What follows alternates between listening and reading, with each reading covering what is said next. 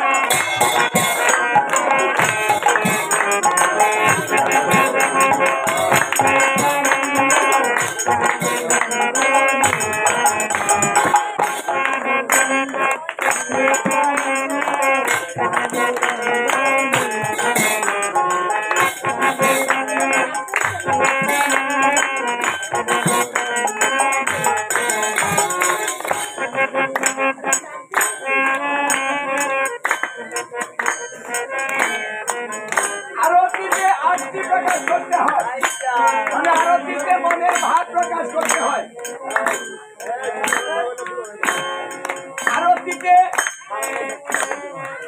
মনের যত চাওয়া পাওয়া আছে সেগুলো প্রকাশ করার সময় সারাদিন যত কথা জমেছে এই সন্ধ্যায় ভগবানের সঙ্গে সেই কথা বলতে হবে। এটা সেই কথা বলার সময়, তাই অন্য কথা বলার সময় না, হিসাবের সময়। সারাদিন কি করেছেন এখন হিসাব দিতে হবে, তাই এখন কথা বলা যাবে না, হিসাবটা দিয়ে যাও। কারো কাছে মনের কথা বলতে নেই, বললে কি হবে, বললে জ্বালা বেড়ে যায়। এই জন্য গুরু গৌর গোবিন্দ এই তিন ভিন্ন, আর কারো কাছে মনের কথা বলতে নেই। তিনজনের কাছে বলবেন, গুরুদেবের কাছে বলবেন, গৌরের কাছে বলবেন, আর গোবিন্দের কাছে বলবেন। এই তিনজন ভিন্ন, আর কাউকে বিশ্বাস করবেন না। যদি করেন তাহলে মরেছে।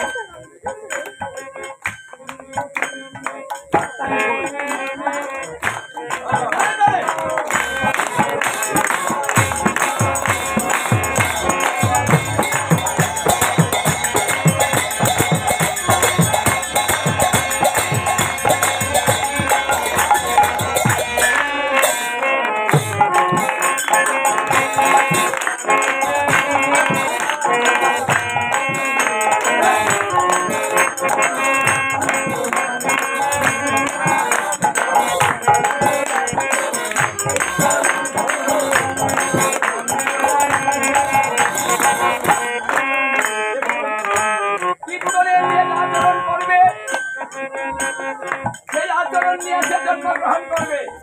যদি কেউ উলুধ্বনি না দেয় তাহলে পরজন্মে সেই ব্যক্তি ব্যাঙ হয়ে জন্ম নিবে।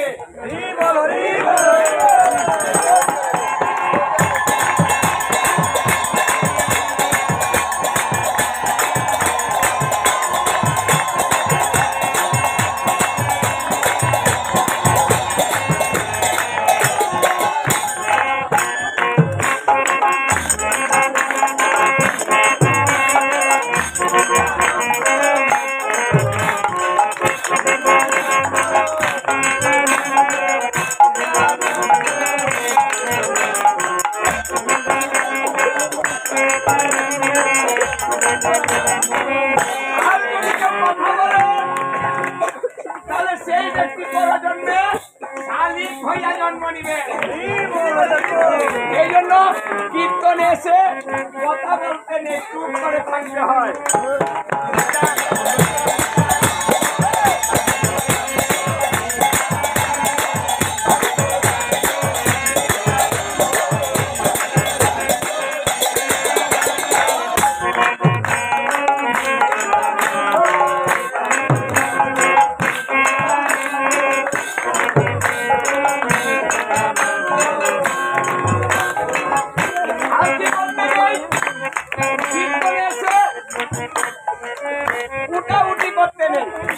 চুপ করে বসে থাকতে হয়। যদি কেউ বসে আর উঠে, এই স্বভাবটা পরিবর্তন করুন, তার নাম শ্রবণ হয় না। আর এই গান ভক্তকে